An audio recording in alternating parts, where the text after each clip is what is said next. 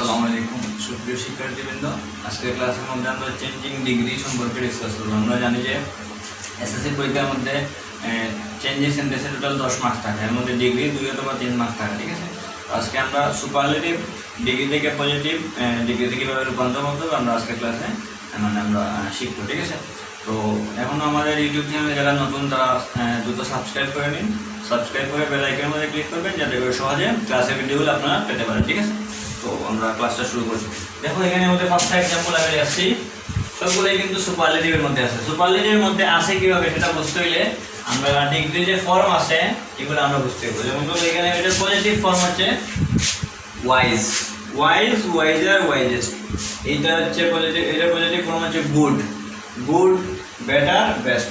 মানে কি গুড হচ্ছে পজিটিভ, বেটার হচ্ছে কম্পারেটিভ, বেস্ট হচ্ছে সুপারলেটিভ, ঠিক আছে। এখানে হচ্ছে এটা গ্রেট, গ্রেটার, গ্রেটেস্ট। এটা হচ্ছে লার্জ, লার্জার, লার্জেস্ট। এটাও সেম, গ্রেট, গ্রেটার, গ্রেটেস্ট। তার মানে কি সবগুলো সুপারলেটিভের মধ্যে আছে, আমরা পজিটিভ করতে হবে। মানে এটা ওয়াইজেস্ট আছে, এটা ওয়াইজ মানে দিব, ঠিক আছে। তাইলে ওয়াইজ অর্থ কি? ওয়াইজ মানে জ্ঞানী, ঠিক আছে। তাইলে এটার অর্থ কি? He is the wisest man in the village, মানে কি সে হচ্ছে গ্রামের মধ্যে জ্ঞানী ব্যক্তি, ঠিক আছে। তাইলে একটা কথা মনে রাখবা, যদি সুপারলেটিভ থেকে পজিটিভ করতে গেলে প্রথমে আমরা হয় ন আদার দিয়ে শুরু করতে হইব, না হয় ভেরি ফিউ দিয়ে শুরু করতে হইব। ভেরি ফিউ দিয়ে কোনো সময় শুরু করবো যদি সেন্টেন্সের মধ্যে আমার ওয়ান অফ দি দেওয়া থাকে। কি দেওয়া থাকে? ওই দেখো আমরা শেষের যে দুইটা এক্সাম্পল আসছে এটার মধ্যে কি আছে? ওয়ান অফ দি আছে। যদি ওয়ান অফ দি দেওয়া থাকে তাহলে আমরা ভেরি ফিউ দিয়ে শুরু করবো, আর যদি ওয়ান অফ দি দেওয়া না থাকে তাহলে আমরা ন আদার দিয়ে শুরু করবো। দেখো প্রথম তিনটা সেন্টেন্সের মধ্যে কিন্তু ওয়ান অফ দি দেওয়া নাই। He is the wisest man, এখানের মধ্যে কি নাই? ওয়ান অফ দি নাই। এখন আমরা নো আদার দিয়ে শুরু করবো, ঠিক আছে। তাহলে আমরা শুরু করি। প্রথমে লিখলাম কি? No other. তারপরে আমার রুলস অনুযায়ী সুপারলেটিভ ডিগ্রির পরের অংশ, আমার সুপারলেটিভ ডিগ্রি এখানে আছে কি? ওয়াইজেস্ট। এর পরের অংশ হচ্ছে কি? Man in the village. লিখলাম ম্যান ইন দ্য ভিলেজ। তারপরে কি করতে হইব? তারপরে একটা হেল্পিং ভার্ব বসাই দিব। এখানে ইজ আছে, হেল্পিং ভার্ব ইজ। তারপরে সো অথবা এস, দেখলাম সো। তারপরে এটার পজিটিভ ফর্ম হচ্ছে ওয়াইজ। তারপরে এস, তারপরে পদার্থ সেন্টেন্সের সাবজেক্ট, ঠিক আছে। No other man in the village is so wise as he, ঠিক আছে। সেম আবার Ratan is the best boy in the class, Ratan যে ক্লাসের মধ্যে সবচেয়ে সেরা ছাত্র বা বালক, ঠিক আছে। এখানে আমাদের ওয়ান অফ দি নাই, যার কারণে আমরা ভেরি ফিউ দিয়ে শুরু করার দরকার নাই, ঠিক আছে। আমরা নো আদার দিয়ে শুরু করবো, লিখলাম নো আদার আগের মতো সেম। তারপরে কি বলছিলাম? সুপারলেটিভ ডিগ্রির পর, সুপারলেটিভ পর কি? বয় ইন দ্য ক্লাস, দেখলাম বয় ইন দ্য ক্লাস। তারপরে কি বলছিলাম? হেল্পিং ভার্ব বসাই দিব, হেল্পিং ভার্ব ইজ বসাইলাম। তারপরে কি? সো অথবা এস। তারপরে পদার্থ এটার পজিটিভ ফর্ম, পজিটিভ ফর্ম হচ্ছে কি? বেস্টের পজিটিভ হচ্ছে গুড। তারপরে আবার এস, তারপরে পদার্থ সাবজেক্ট হচ্ছে এখানে রতন, ঠিক আছে। এটাও same, health is the greatest wealth of a man. এর মানে স্বাস্থ্যই হচ্ছে একজন মানুষের প্রধান সম্পদ, ঠিক আছে। তাই এইটা এখানের মতো ওয়ান অফ দি নাই, ভেরি ফিউ দিয়ে শুরু করার দরকার নাই, সেম আগের মতো নো আদার দিয়ে দেওয়া শুরু করবো, নো আদার। তারপরে সুপারলেটিভের পরের অংশ হচ্ছে এখানে আমাদের ওয়েলথ অফ এ ম্যান, দেখলাম ওয়েলথ অফ এ ম্যান। তারপরে হেল্পিং ভার্ব ইজ, সো। তারপরে গ্রেট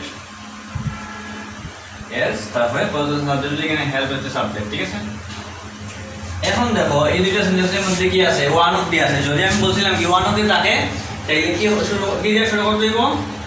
ভেরি ফিউ দিয়ে। আর মনে রাখবা ওয়ান অফ দি দেওয়ার পরে যদি ভেরি ফিউ দিয়ে শুরু করতে তাহলে হেল্পিং ভার্বের প্লুরাল ফর্ম হইব। যেমন যদি এখানে প্রেজেন্ট টেন্সে ইজ দেওয়া থাকে তাহলে হেল্পিং ভার্ব আর, যদি ওয়াজ থাকে তাহলে হেল্পিং ভার্ব হিসেবে ওয়ার হইব। কারণ এখানে প্লুরাল আছে, যেমন সিটিজ ইন বাংলাদেশ, ইনভেনশন। এর মানে কি? বাংলাদেশের মধ্যে অনেকগুলো শহর আছে, শহরের মধ্যে অন্যতম বড় শহর হচ্ছে কি? চট্টগ্রাম। এর মধ্যে কম্পিউটার মানে আধুনিক বিজ্ঞানের বিস্ময়কর আবিষ্কার, অনেকগুলো আবিষ্কার আছে, মানে কম্পিউটার হচ্ছে তাদের মধ্যে অন্যতম একটি বিস্ময়কর আবিষ্কার, ঠিক আছে। তাহলে এইগুলো কিন্তু প্লুরাল আছে, যার মানে হেল্পিং ভার্ব হিসেবে আর বসাই দিব। তাহলে আমরা যেহেতু ওয়ান অফ দি আছে আগে বলছিলাম, তাহলে কি দিয়ে শুরু করতে দিব? Very few. দেখলাম কি? Very few. তারপরে আগের মতো সেম সুপারলেটিভের পরিণত, সুপারলেটিভ হচ্ছে কি? লার্জেস্ট। এরপর হচ্ছে কি? সিটিজ ইন বাংলাদেশ, দেখলাম কি? Cities in Bangladesh. তারপরে হেল্পিং ভার্ব, তাহলে এখানে বলছিলাম আমি কি?